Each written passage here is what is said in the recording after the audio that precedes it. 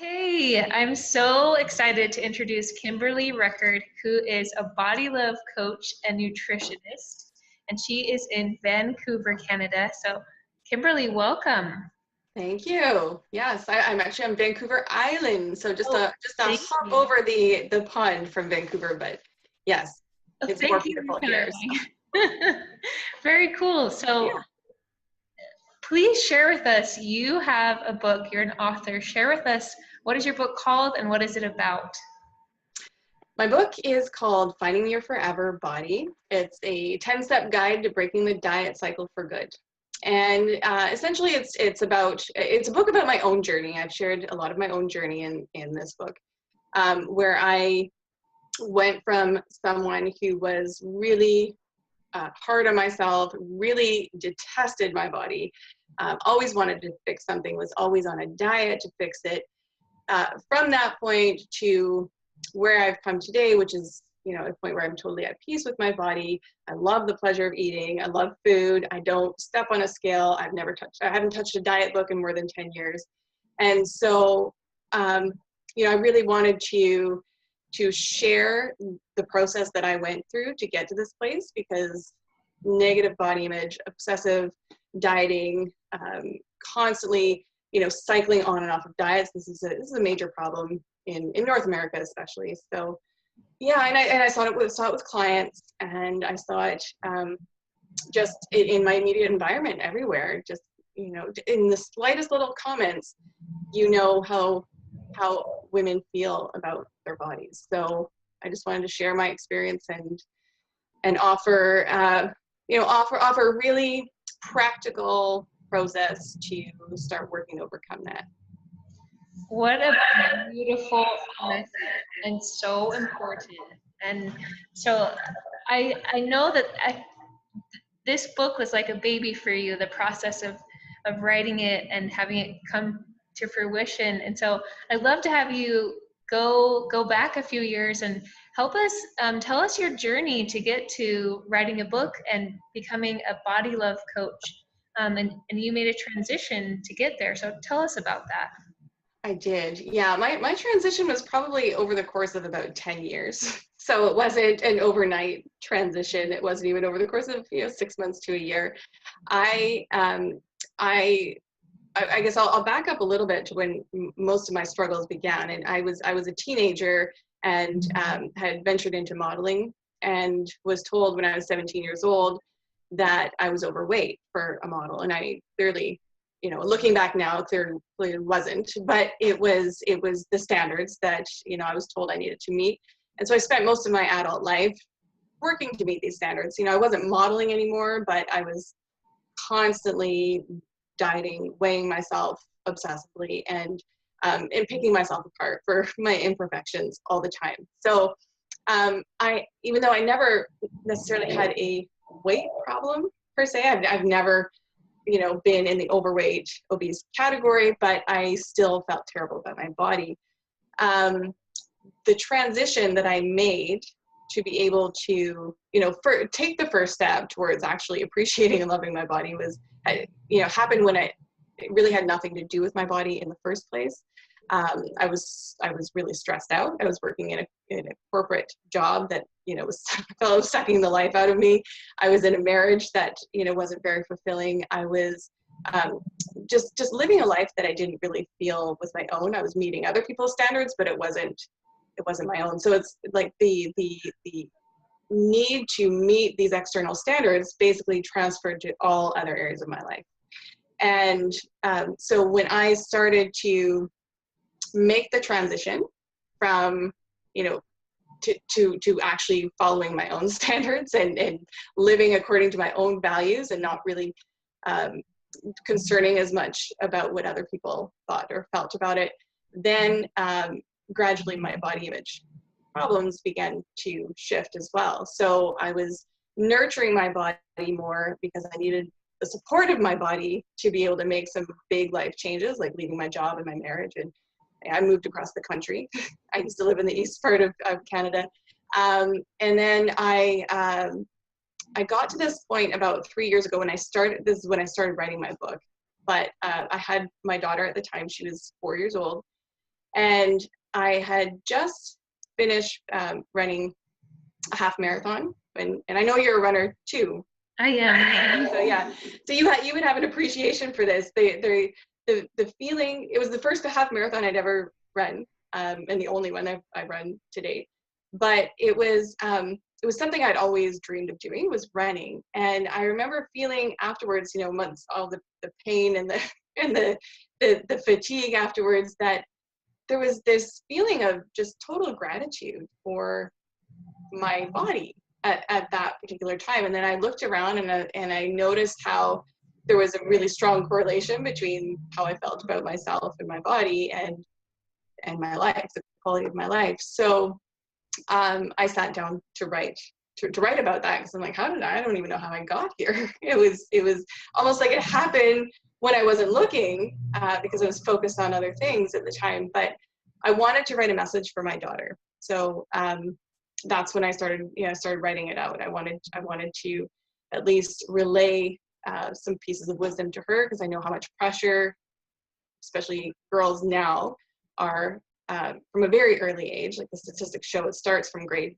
1 that girls don't feel good about themselves and their bodies. So that's why I started writing. Wow. Is it making a funny sound on your end? No. Hopefully not. Okay, it's just on my end. So, well, I'm just blown away that you were able to take your experience and put it into words and have it be something you can share. And so we've talked before about how you have such a passion for helping women love their bodies. So tell us, how do you see yourself doing that in your business, in your book, and using the knowledge you have as a nutritionist? How do you plan to use that in your business? Yeah, so when I first studied nutrition, so I left my corporate job to go back to school and study nutrition, and that was kind of the first step, because I'd always had a passion for, you know, food, and I wanted to learn more about how to nourish myself properly. When I first came out of my schooling and I started practicing, I was noticing that there was, you know, that the most popular request was, you know, helping women to lose weight, and using nutrition as a means to, you know, to do that. And I hadn't made the connection at the time. It probably took me another 7 years to really make the connection between, you know, where my experience and passion was, and how I could really help other women. So I started, you know, counseling them on nutrition for healthy weight loss, and I was doing that for several years, and coaching, you know, a holistic approach to weight loss. But as I was starting to write my book, I realized that there was something that wasn't totally congruent with the way that I was running my business and the way that I was supporting women and you know, people in general with their goals. And as I started writing, I realized that's what it was. You know, the real incongruence was that I wasn't really passionate about helping people lose weight, because I really believe that's not what they want. And, you know, I believe that that's, you know, the weight, the physical appearance piece is a symptom. You know, it's something that can represent a different level of happiness in your life. But I don't believe that the happiness comes from that. And you know, we've seen it over and over again, where, you know, people will achieve these wonderful weight loss goals, and the statistics show it too. They'll achieve their weight loss goals only to regain it again within 5 years. So it, yeah, so I really realized that where I could help women especially was with the mindset. And, you know, really there's more that we want. There's more that we want in life than just to look good. But we've somehow been programmed to believe that, you know, looking good is the path to happiness and success and love and all the things that we truly desire. So when I started piecing that together, I realized that, you know, I can support women with nutrition, and you know, and a lot of times people know what to do. It's not, you know, it's not real unless we're dealing with an illness, it's not, you know, general balance, health and wellness is not brain science. It's, you know, it's, we eat lots of fresh fruits and veggies and less processed foods, and that's, you know, it helps, right? Get a little activity, it helps. We all know to do that, but it's why aren't we doing what we know we should be doing for our bodies for our best state of health? So there's a whole mindset piece that I think is missing, and so I wanted to start addressing that in my book, but then also be able to support women beyond that with you know, a balance of mindset tools and nutrition. So where can women find you, Kimberly, online? What's your website? My website is kimberleyrecord.com and Kimberly with LEY.com. And we'll share that link in the yes, you can put the link in. I also have, there is also a website directly for my book. I'll just give you a little image here. So findingyourforeverbody.com is where you can go and buy a copy of the book. And it's, and I've got some free gifts on that site as well for anyone who purchases through that link. But yeah, that's where they can find me if they want more information. I'd love to hear too, before we just have a few more minutes till we wrap up, but I'd love to hear, how has your daughter reacted to this, seeing her mom write a book, and what's been her reaction to seeing you climb your own ladder, as we like to say? Yeah, so my daughter Eve, she is, she's been a huge part of my whole journey. I single parented her for the first 4 years of her life, so it was we established a really strong bond during that time. She has been my biggest supporter, my biggest promoter, my biggest fan. She's just, you know, I had a book launch party and she manned the book table and she made sure everybody who walked into the room bought a book. Like she's really supportive. She'll introduce me as my mom, the author. Oh, yeah. So she's proud, you can tell. Now she's also mentioned that you know, she would not like me to write a book again in a while for a while, because it did take quite a bit of energy and time and focus. That, you know, she noticed that I was a little bit more drained some days than you know, it did take away a little bit from the attention I was able to give her. But we've been making up for that. We've been making up for that since I published it. But and she's actually started to write a little bit of her own too. So she's, you know, she takes little notes and she wants to write my next book with me. So we'll see what happens. Well, she's 7, so it could be, you know, it could be a simpler version of the book, but it's really fun. It's fun to be. Sweet though that you've inspired her, that's something that she enjoys now too. That's so cool. And you mentioned right before we started this interview, you mentioned to me how you needed to take a little break after your book came out, and you just mentioned how you spent some time with her recently. Would you mind sharing with us, because I think it's so important for moms to know that you don't have to be always on, like you can go at your own pace, and I'd love to hear what you learned from that. Well, definitely motherhood and entrepreneurship have brought this whole you know, it's a whole different challenge to try to meld the two. And I was, during the process of writing my book, I was really able to focus, and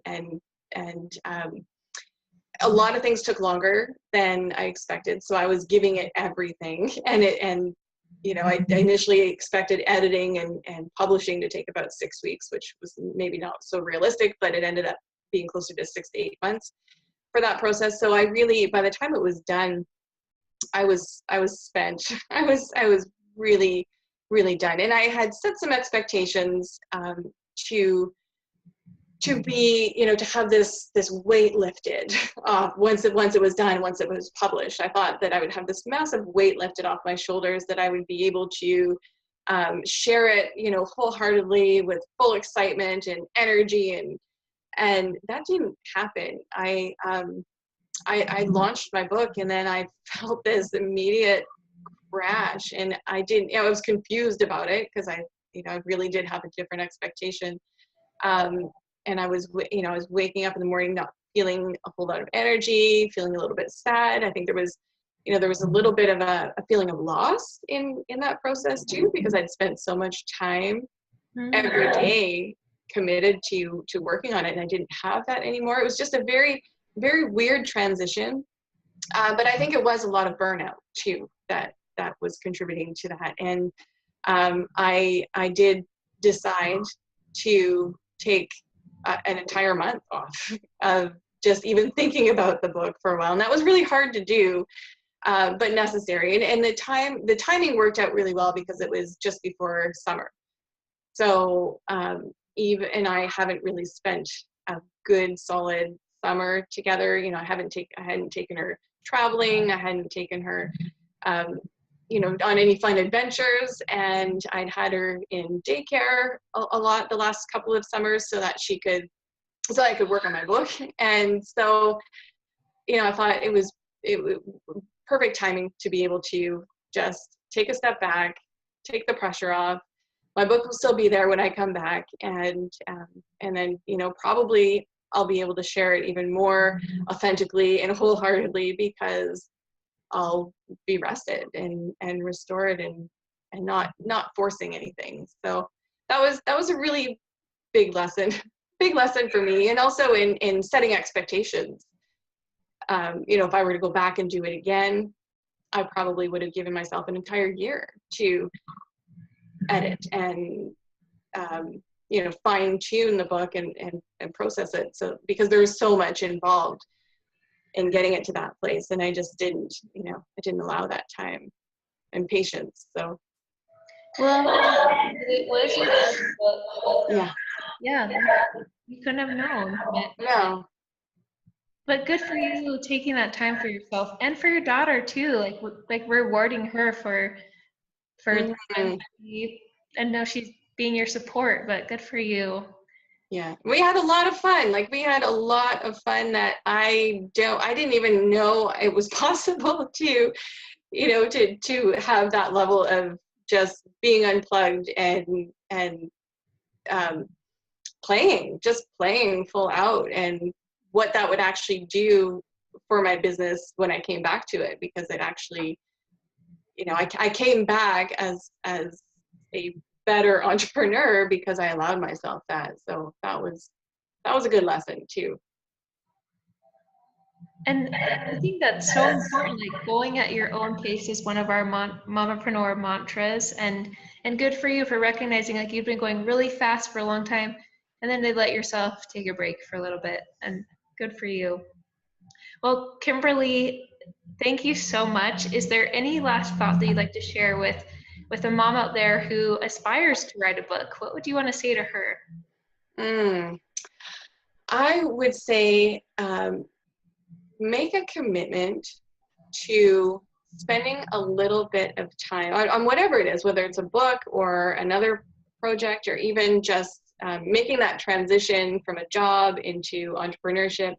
Even if you dedicate an hour or two every week for it, just making sure that you have that time allocated and treat it like it is a priority. Something like a book doesn't happen overnight. It takes a lot of patience. It takes a lot of persistence and commitment, and plugging away at it little by little is really the only way to get it done. And then to acknowledge what you've accomplished along the way too. So, oftentimes we look at, this was a big lesson that I learned in my book, we look at how far there is still left to go to get to that end point. And if we can take a step back from that, and rather than acknowledging that giant gap, just look at what we were able to accomplish this week, and and how far we came from the beginning. Because if we really do take the time to acknowledge that, I actually kept a journal of daily, I call them daily wins. So every day I just acknowledge myself for 3 things that I did towards my